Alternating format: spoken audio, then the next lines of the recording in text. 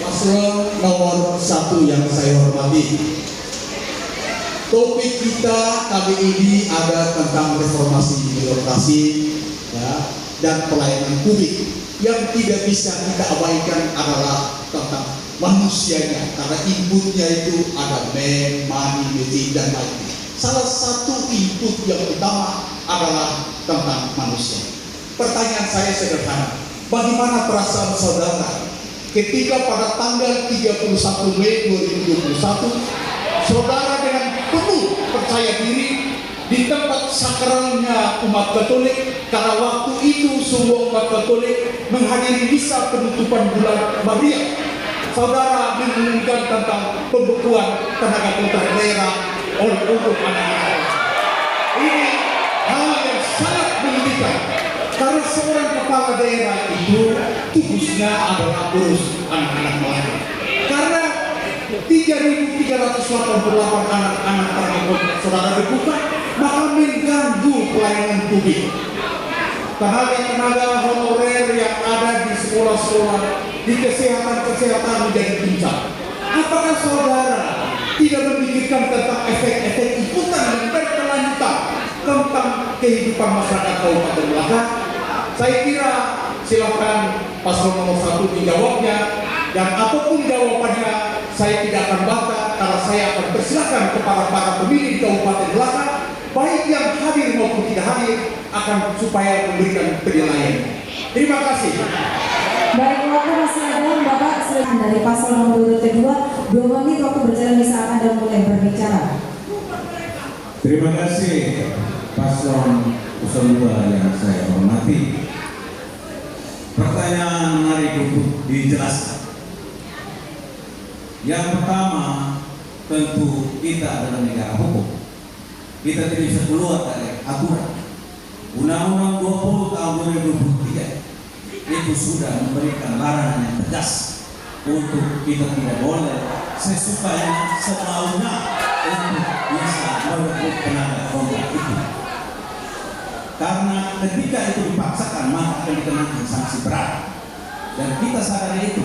Tapi di paslon 02, apakah kemudian kita tidak punya strategi?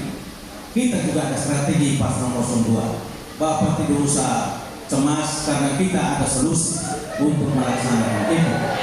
Yang pertama yang kita lakukan, Bapak, kita tingkatkan kuota CPNS.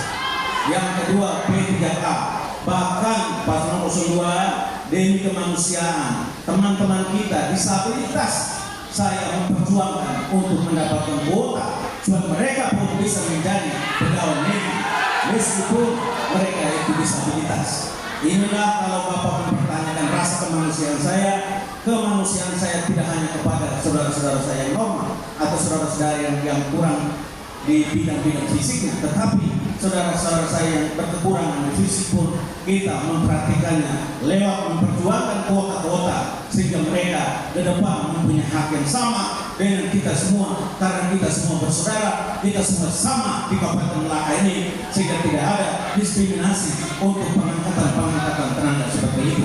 Saya kira itu Pak Paslon 02, terima kasih banyak.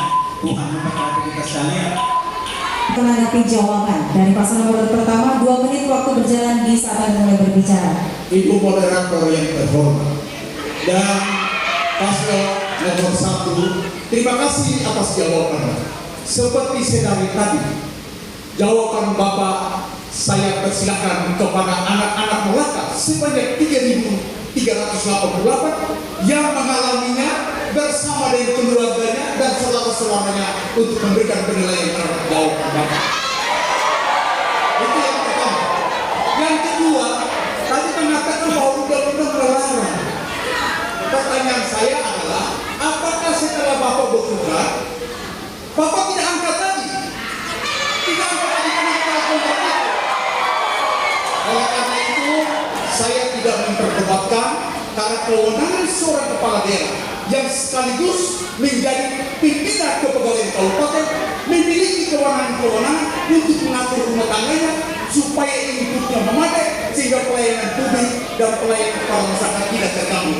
Apapun jawabannya, itu adalah hak paslon nomor 1. saya persembahkan kepada para pemilih di Kabupaten Melaka untuk memberikan penilaian terhadap kebijakan yang mendukungan 3.388 anak-anak Melaka karena ketiga diangkat sesuai dengan ketentuannya karena sudah termuat di dalam peraturan daerah Kabupaten Melaka. Oleh karena itu, terima kasih atas klarifikasinya dari pasal nomor 1. Kita persembahkan, kita serahkan kepada masyarakat Kabupaten Melaka, terutama para pemilih untuk memberikan penilaiannya dan silakan mengambil kami pada tanggal 27 November 2024 yang akan datang. Sekian dan terima kasih. Baik, terima kasih. Kita sadari bahwa berbicara soal kemanusiaan, kita semua juga ada rasa kemanusiaan, dan itu sudah dicantumkan dalam dasar negara Pancasila. Tetapi kita juga harus memperhatikan asas-asas manfaat dari tenaga-tenaga yang kita pakai. Karena tanpa manfaat, kita juga tidak bisa semena-mena. Kita harus melihat kebutuhan-kebutuhan dari dinas-dinas yang membutuhkan. Kita lihat ruangan-ruangan kerja kita, kantor kita belum ada. Kemudian kita paksakan untuk harus ratusan orang duduk di sana. Tentu ini juga menjadi sebuah hal yang tidak bisa ditoleransi. Ini harus kita perhatikan fakta-fakta yang ada, karena kita harus mengkaji bagaimana kemudian mereka kita rekrut tapi tidak bekerja, kemudian mereka tidak masuk ke kantor, kemudian mereka tidak menjalankan tugas dan fungsinya sesuai dengan apa yang kita harapkan untuk memberikan pelayanan publik. Dan selama kami memimpin pelayanan publik jalan-jalan saja, Bapak, tidak ada yang tidak ada yang keberatan pelayanan publik tidak jalan. Ini tentu satu hal yang kita harus lihat. Di lain sisi kita harus melihat kemanusiaan, tapi di lain sisi kita juga perlu melihat asas manfaat dari tenaga-tenaga yang kita lakukan itu. Sehingga kan tidak 100% kita berikan. Kita masih melihat analisa kajian sesuai dengan manfaat-manfaat yang dibutuhkan di dinas-dinas, sehingga tidak menghalangi pelayanan-pelayanan publik yang kita lakukan, kita kerjakan terhadap masyarakat. Jadi silakan masyarakat Melaka bisa melihat masyarakat Melaka yang akan menentukan pilihan pada tanggal 27 November 2024. Dan ingat, nomor 1 paling baik. Terima kasih. Masih ada waktu sekitar 5 detik, Bapak. Sudah cukup.